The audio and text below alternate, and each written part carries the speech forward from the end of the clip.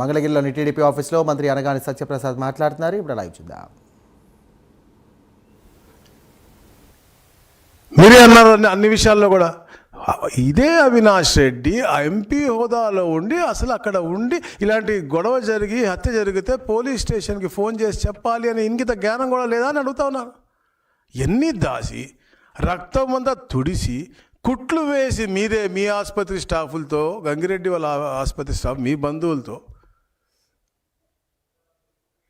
గంగిరెడ్డి గారు అంటే జగన్మోహన్ రెడ్డి గారు మాంగారే కదా, వాళ్ళందరూ అక్కడ ఉన్నారు ఆ సమయంలో.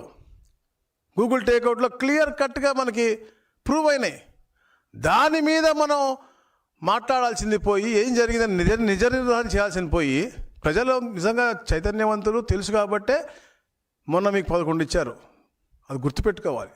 ఆ రోజులో మీరు అబద్ధాలు చెప్పి, ఇలాంటి అబద్ధాలు ఎన్నో చెప్పి మీరు 2019 వచ్చినా కూడా 2024లో చేసినటువంటి అరాచకాలతో పాటు ఇలాంటి హత్యలు, ఇట్లాంటి జగన్ నాటకాల మూలంగా మీకు 11 వచ్చినాయి. రాబోయే రోజు ఇళ్ల ముందుకు కూడా రాని పరిస్థితి. రాష్ట్రంలో మీరు ప్రతి దగ్గర కులాల మధ్య మతాల మధ్య అన్ని ప్రాంతాల మధ్య చిచ్చుపెట్టాలని చూస్తూ ఉన్నారు. అవి కూడా నడవని చెప్పి మీ అందరికీ కూడా గట్టిగా తెలియజేస్తూ, తప్పకుండా ఏదైతే వివేకానంద రెడ్డి గారి హత్య ఉందో దాని యొక్క జడ్జిమెంట్ త్వరగా వస్తుందని, తప్పకుండా ఆడబిడ్డకి న్యాయం జరుగుతుందని చెప్పి కూడా మేము పూర్తిగా ఆశిస్తూ ఉన్నాం.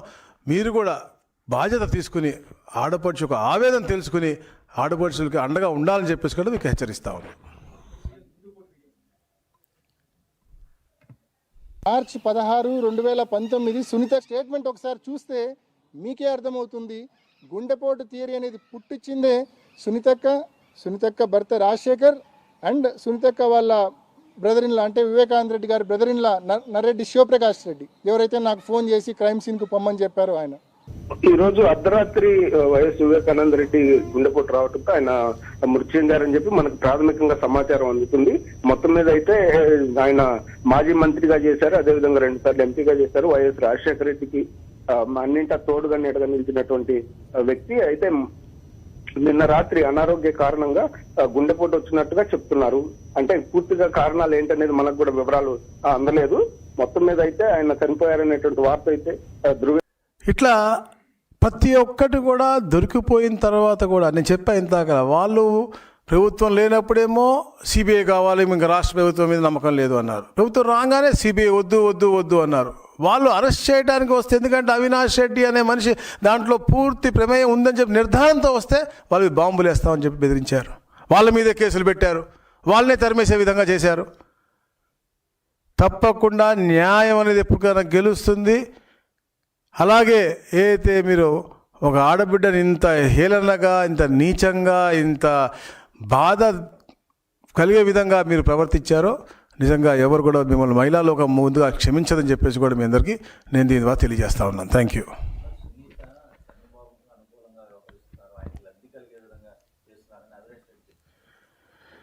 సునీత గారికి ఇప్పుడు చంద్రబాబు నాయుడు గారు అనే మనిషి ఎప్పుడు కూడా హత్య రాజకీయాలకి ఎప్పుడు కూడా వ్యతిరేకి.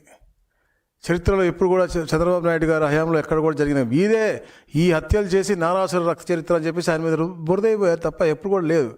ఒక సామాన్య ఆడబడుచుకి జరిగిన ఎవరైనా కానీ ఆడబడుచుకి ఇబ్బంది జరిగిందంటే వాళ్ళకి రక్షగా ఉండాలని చెప్పే లక్ష్యంతో ఉండేటువంటి పార్టీ తెలుగుదేశం పార్టీ. ఎప్పుడు అంటే డిసిప్లిన్ ఉన్నటువంటి పార్టీ తెలుగుదేశం పార్టీ, సిద్ధాంతం ఉన్నటువంటి పార్టీ తెలుగుదేశం పార్టీ. వాళ్ళు అట్లా కాదు, వాళ్ళది రక్తపు మడుగుల్లో అబద్ధాల్లో పుట్టినటువంటి పార్టీ వాళ్ళది.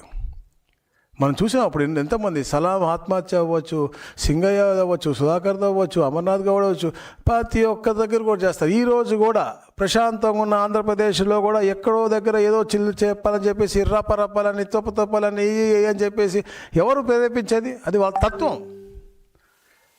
ఇప్పుడు కుటుంబం గురించి మామూలుగా మాట్లాడు, కానీ సొంత బాబాయ్ 5 సంవత్సరాలు ముఖ్యమంత్రిగా ఉన్నారా? ఎవరు చనిపోయారు, ఎవరు చంపారు తెలుసుకోవాలి. బాధ్యత లేదా? సో ఇంట్లో తల్లి చెల్లి అంటే వాళ్ళ వ్యక్తిగత విషయాలు, ఆస్తి పంపకాలు మనకు సంబంధం లేదు. నీ బాబాయ్ కూతురు నీ చెల్లే కదా, చంపారు కదా. మీతో పాటు మీ నాన్నగారితో పాటు ఇన్ని సంవత్సరాలు ఉన్నారు కదా. మీరే మొట్టమొదటి చెప్పారు కదా సౌమ్యుడు మంచివారు అది ఇది అని. మనం చనిపోయినప్పుడు మీరు దాన్ని ఛేదించి పట్టుకుని వాళ్ళు శిక్షించాల్సిన బాధ్యత మీకు లేదా? అంటే నీ బంధువు అయి ఉంటేనో లేకపోతే నీ బాగా దగ్గర ఉన్నటువంటి ఎంపీ అయితే నువ్వు వదిలేస్తారా? అట్లాంటి ప్రజలు గమనిస్తూ ఉన్నారు. తప్పకుండా మొన్నే చూపించారు మీకు. రాబోయే రోజుల్లో కూడా తప్పకుండా ప్రజలందరూ కూడా మీకు తగిన గుణపాఠం పెడతారు. ఇలాంటి ఎవరినో రెచ్చగొట్టి ఇట్లా ఆడకూతుల్ని ఇలా అంటాను చాలా మాకేం ఆవిడంటే మాకు ప్రత్యేకమైన ఇది లేదు. కానీ మా బాధ్యత, ఈ రాష్ట్రంలో ఒక హత్య జరిగిందంటే ఆ హత్య అనేది అంటే ఈ రాష్ట్రంలో జరగకూడదు. ఇలాంటి హత్యలకు తప్పకుండా పరిష్కారాలన్నీ కూడా అవ్వాలి, శిక్షింపబడాలనే తప్పంతో మేము పనిచేస్తాం తప్ప, మా ప్రభుత్వం పనిచేస్తాం తప్ప ఎక్కడ కూడా ఎవరి వైపు కూడా పక్షపాతం మాకు ఉండదు అని చెప్పి తెలియజేస్తాం. Thank you.